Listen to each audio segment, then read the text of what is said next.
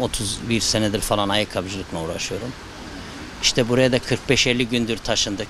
Konteynere yine taşındık. Bugün de Allah'ın rahmeti yağıyor. Müşterilerin daha çok olmasını bekliyoruz ama rahmet de bekliyoruz tabii. Her şeyde bir hayır vardır. Buna da verdiğine de şükürler olsun. Birkaç gündür biraz hareketlik oldu yani.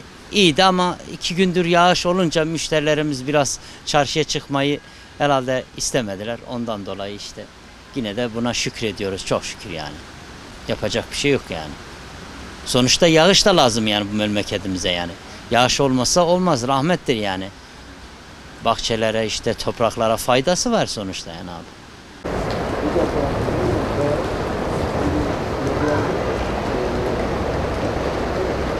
İşlerimiz iyiydi ama şu son 2-3 gündür yağmur yağdığı için biraz hani işlerde ister istemez düştü ama bu Allah'ın rahmetidir, bereketidir. Yine de buna şükür diyoruz.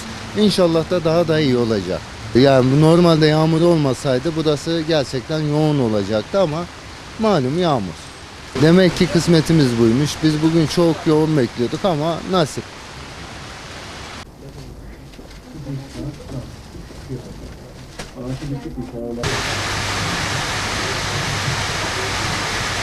Valla bu yine Arefe işler biraz durgun yağmurdan dolayı.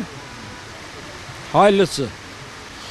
Hayırlısı olsun, ne yapak. Bugün de Allah bu kadar nasip etti, bu kadar kazanacağız. Sağlık olsun. Bundan önce nasıldı bayram? Fena değildi, 3-5 gün iyiydi. 3-5 gün iyiydi.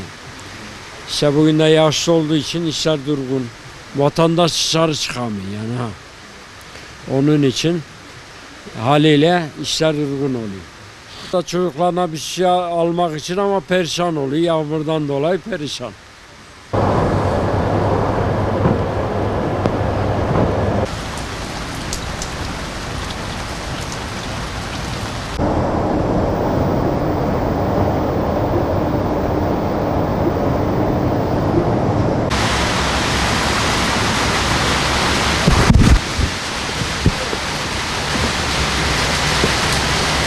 Bugün Ramazan'ın Allah nasip ederse son günü.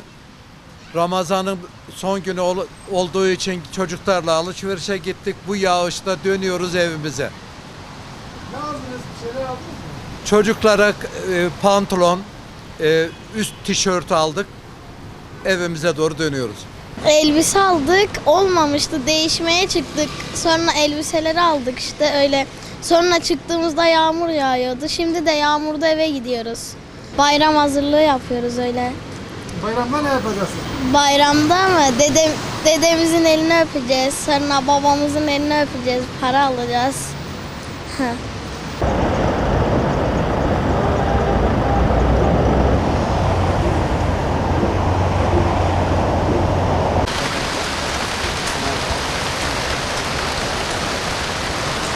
Bereket yağıyor. Bu taraftan iyi. Kayısımız için biraz sıkıntı var. İnşallah zarar vermez. Hayırlısı. Çarşıya için çıktınız. Alışveriş. Torunlara alışveriş için çıktık. Ne Tamam. aldınız onları? Saldınız mı? Gidiyoruz henüz de almaya.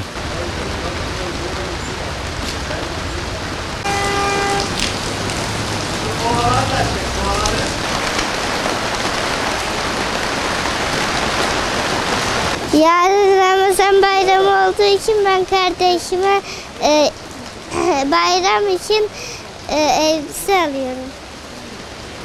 İyi bayramlar.